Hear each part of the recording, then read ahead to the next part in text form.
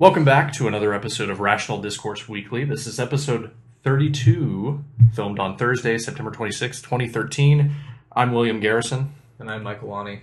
This week, the first thing we talk about is a Richard Dawkins interview that was conducted on The Daily Show with Jon Stewart, and basically his conversations of what will most likely end the world, religion or science. So, we're off to really bright, optimistic topics here. And then we just sort of branch off, and we're going to talk about how the current geopolitical climate seems to feed into those fears and why that means that people like us do things like this. So if you're watching this, I assume you're sort of interested in that. So continue doing that thing right now. Enjoy. Yes.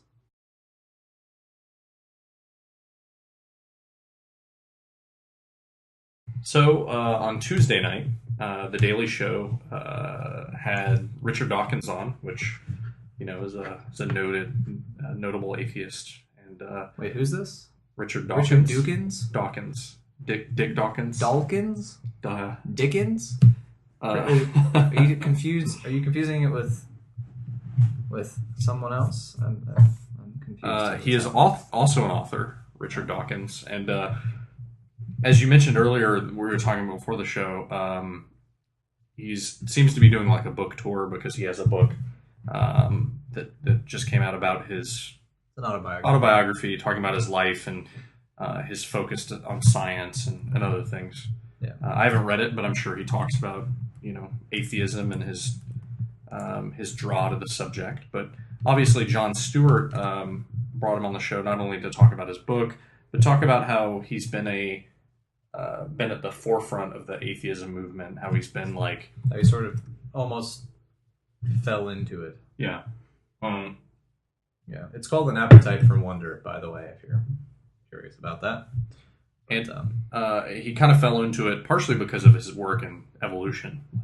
He was a scientist, and his work in evolutionary biology has direct ties to his non-religious. Well, I think what happened is it became his non-religion. He became sort of anti-religious insofar as he was fighting against anti-scientism. And those people tended to be religious, and therefore his attention was drawn to the subject. And then he released the God Delusion. Yeah. And then that was the opening salvo that was strictly against religion, basically. Didn't so much worry about fighting it for science, but was like on its own merits. Religion is a problem. But in any case, I don't know about the new one, the autobiography, but I know the first one's worth the read. And I imagine if it's his autobiography, he'll probably talk about his struggles throughout his entire life, like when he knew he wasn't religious and how it impacted his professional career. And I think it's very easy for someone that's non-religious to be in a scientific or technical background, things that don't have any grounding or any focus or any bearing in the religious world. Yeah. And kind of the reverse, I think there are certain scientific or medical fields that if you are religious, I think you'll probably come across certain road bumps where you maybe question your faith. And I feel like evolutionary biology would be one of those where you're, especially if you follow something like the Bible literally, and you're studying these things that don't necessarily line up with your view or what you trying to be fundamentalist or a little literalist would be virtually impossible, which I imagine. I mean, I know that the representation for truly religious, like actively religious people in most scientific or academic positions is quite low. Yeah. I think it's like northward of 70% or something like that, or like a explicitly atheist or agnostic, which is significantly shifted from the national average. But in any case, I have to imagine it's like gotta be under 1% or something. If you're talking about an academic who's not at a school like one of the universities that like Falwell set up or something, or a university for fundamentalist Christians. If you're talking about a secular or at least unaffiliated institution, I imagine the numbers there are effectively nil. Yeah. For a fundamentalist. You do get, though, to be fair, like there are a large number of Catholic priests and stuff who are quite active in scientific endeavors. Well, even throughout history, religious scientists not scientists who study religion, but scientists who happen to be religious, have contributed quite a lot to the scientific community. It's not like they hold a monopoly or majority of the scientific contributions, but I think it's until a point, yes, but that's only because like you were de facto religious, right. So what I guess I'm trying to say is I think it's interesting that science is a field that seems to foster non-religion, but it doesn't mean that you can't be religious and still follow science. And he even talks about that briefly, John Stewart, and we'll link this in the show notes, by the way, so that you can watch it for yourself. It's like a 7-minute video. But he mentions someone in the audience that had sort of a question for Dawkins, like, "Hey, are you aware that there are religious people that aren't necessarily fundamental, that don't follow their holy books, word for word, that believe fully in what science has to offer and the scientific method," as he specifically words it. So it's a very interesting interview. I always enjoy hearing Dawkins speak. I don't think he's as well spoken sometimes as Sam Harris or the late Christopher Hitchens, but he's not forceful in the same way. He definitely, especially as someone who is familiar but not trained in being a scientist, he's going to qualify most of what he says. He's not trying to make absolute statements. Hitchens was a man who mastered rhetoric. He was speaking in a way to make impact. Now, he would evoke emotion and stuff through the way he spoke. He was very much firm in what he was saying in a way that was probably unwarranted a little bit philosophically. Yeah. But it had the emotional resonance that you were like, yeah, hell yeah, that's right. Yeah, you're dumb. You dumb as hell. Harris, I think, is the medium between there. He's very willing to be forceful in a way that I think Dawkins probably simply wouldn't be. Not that he couldn't be, but he just tends not to be. Like we just saw that YouTube video where he was talking to the rabbi, and the rabbi put forth sort of a supposition that Harris was like that. You could just basically feel the whole conversation. He went like, "Wait, that's bullshit," and then he went on like a minute and a half, almost a rant. Like it was a philosophical rant where it made sense and his point was getting across, but he was also being forceful. Like, I will not countenance that sort of talk. That's dumb. What I like about Harris is a lot of the talks that I've seen him, and that video is a great example. We'll link to it. He tries to take philosophical examples of his argument and not dumb them down, but he'll give you an example that the listener, the viewer, doesn't have to be a philosopher, doesn't have to have a degree in philosophy in order to follow. In this video particular, it's very relatable for the average person. He was talking about belief that Elvis is still alive and how that relates to religious faith. He's not saying that they're on the same level. He's saying he was shutting down the assertion that like the thing that I am asserting is a metaphysical claim about like the reality as I see it. And he goes, okay, and he brings up the people who believe in Elvis. Use it as a metaphor. The fact that Elvis is still alive, it basically says common sense should be a check on these sort of comments, because imagine if someone says this about Elvis. I can literally replace Elvis in any statement that you're putting forth for God and say that, well, it's a metaphysical claim that I'm making, not a scientific claim about the status of Elvis Presley. And he goes, but there's reasons that common sense shuts that down. And religion seems to be the only area where that's given a free pass. But it was just the fact that it was like, you didn't need to know anything about philosophy. You didn't need to know anything about science. And you totally got the underlying point. And it's that forcefulness and relatability that I think Harris brings that to the table. He's pricklier than Dawkins, I think, which is the problem. Because he's forceful, people have more visceral reactions to him. Like we've had the sort of controversy over Islamophobia and that term and stuff recently, which well, that gets back to what if we're talking about why he's quote unquote an Islamophobe. Excuse me. A large part of that stems from his fear that Islam is a particularly dangerous religion at this point in human history, based on its current level of practiced violence, its sort of actively warlike stance as adopted by at least a significant enough portion to, take over malls and kill a bunch of people and fighting for civil wars in Syria. So I forgot this part. That's actually what the Dawkins interview on Daily Show was leading into. Basically, Jon Stewart's question to Dawkins was, what did he think eventually will kill mankind if something kills us off? Yeah. Is it the advancements of science, or is it religious fervor?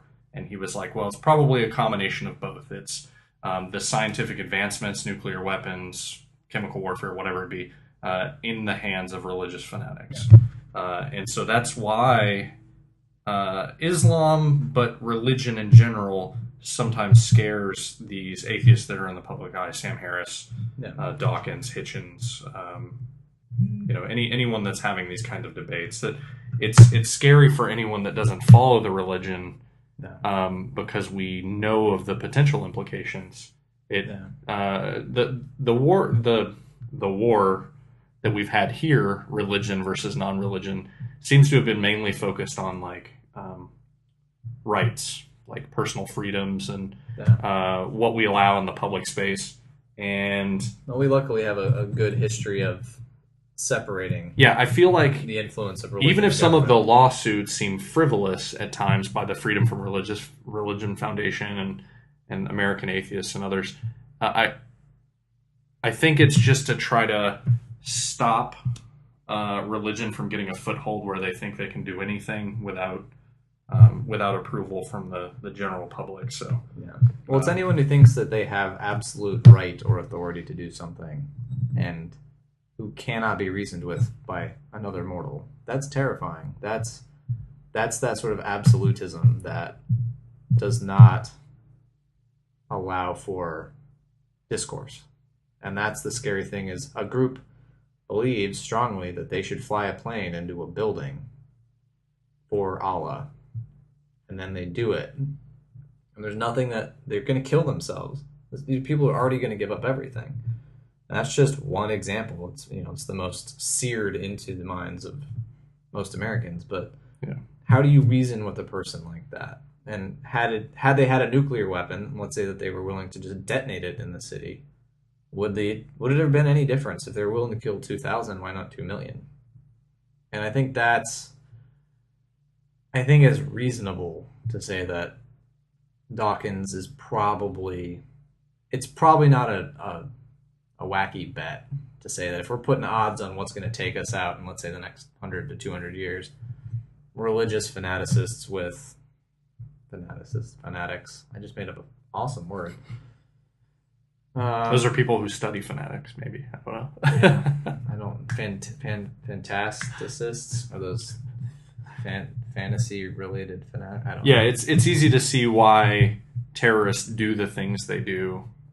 It's oddly in terms of religion. It's oddly like you get it. You go, oh yeah, no, I know why you're doing it. Yeah. You're just so wrong. It's terrifying. Yeah. So it's when we talk about not liking religion or not liking where religion going, it's mainly when we talk about the extremes. No. We have less problems with the people who casually practice religion or who don't necessarily revolve their worldview around it and don't make very rash decisions about it. Here in the States, we've had religious fanatics bomb abortion clinics or kill people that work at abortion clinics, right? And even though those are problems. Yeah. They're nowhere near as widespread as some of the problems we've been having in the Middle East. They're not systematic problems that that there's a campaign against this in the same way. And it's harder to say that. There are merits to what some of the objections have been against people who have focused on Islam. Particularly as far as saying it's basically the only one capable of that. Well, no, it's just the one that happens to right now be, I think, it's a religion with an ideology in a part of the world, and that's like a perfect mix. If it was the same ideology in America, I think it's harder to say that with the material wealth and the comfort and stuff that there probably would be that like jihadi impulse that would be so easily put out there in the world. But when you live in the middle of, a desert, a crappy place, whether it's because you've been under dictatorships or, the economy is dependent on something just like oil and you literally don't have a job because you live off of oil subsidies. And, those are the sort of areas that fester. Yeah. And Islam is there. And Islam is sort of the thing that directs people towards these actions. It's not necessarily that Islam's unique in that its ability to do that. It just happens to be the perfect storm, I think, right now. For that sort of... It's the catalyst that is currently causing problems in those regions. Yeah, it's interesting because when you look at some of the political issues we have here in the States, with things like the Tea Party, anytime politicians use their religion. I just want to pause. Can we just call it the Wee Party? The Wee Party? It's way more whimsical that way, and it's the only way it's going to bring a smile to my face. But anytime they use religion to drive their political force, it reminds me of where this country could go if they gained too much power, or if it got to the point that they decided that they were going to use their religion to judge everything in this country, like if they were going to take away rights of people. They were going to set up a theocracy. Yeah. If they were going to enforce their version of biblical law on us. Yeah, I don't want to live in that society.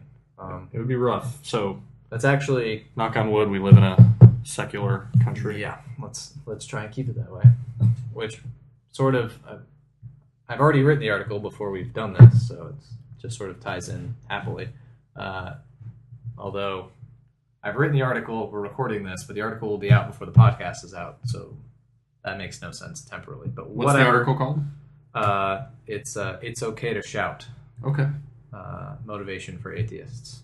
And basically the whole point, though, is that atheists should be outspoken in their atheism, and particularly in their secularism, as a defense, a sort of a constant vigilance against the encroachment of religion, especially once it gets into politics and government. That's a really, really dangerous, volatile mix. And so when people tell us that, like, why do we have to be outspoken? Why do we have to be, like, angry atheists? Why do we have to call people out on things that we think are retarded? Well, that's why. And it's because maybe you don't like it, but it at least keeps a voice of opposition that might help the minority, which is us, by a lot, prevent what we would see, I think, as a catastrophe. Culturally, intellectually, politically, morally. Like, that would be bad on all fronts if a religious group was able to infiltrate and effectively dominate government. And my guess is that you say this in far more words and more elegantly.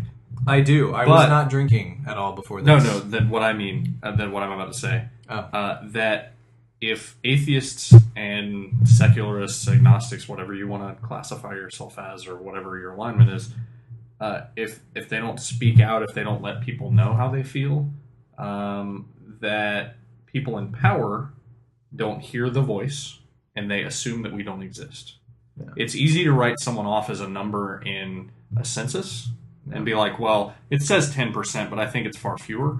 But it's a lot harder to defend or discount, write off, whatever you want to say, people that are vocal. When you search the web and you find countless articles on various websites about atheism and non-religion, it's hard to avoid those. The internet is basically permanent. Yeah.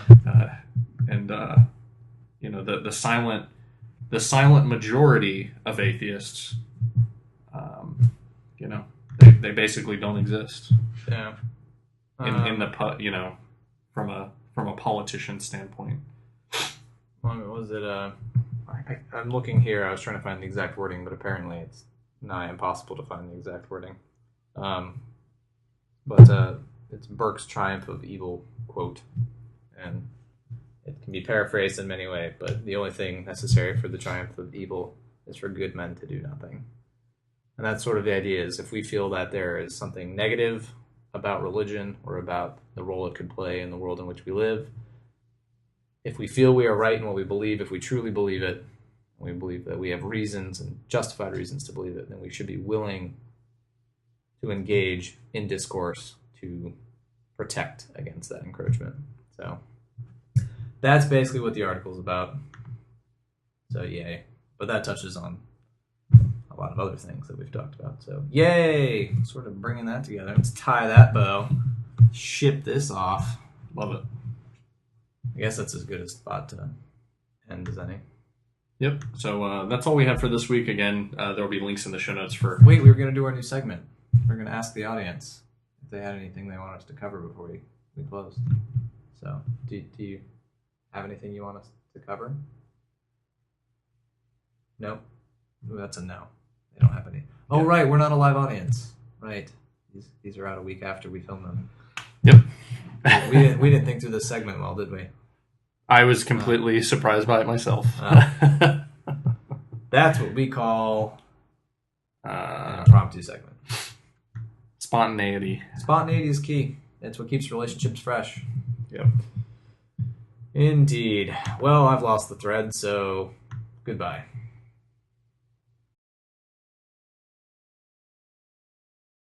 That's good. And I guess atheism.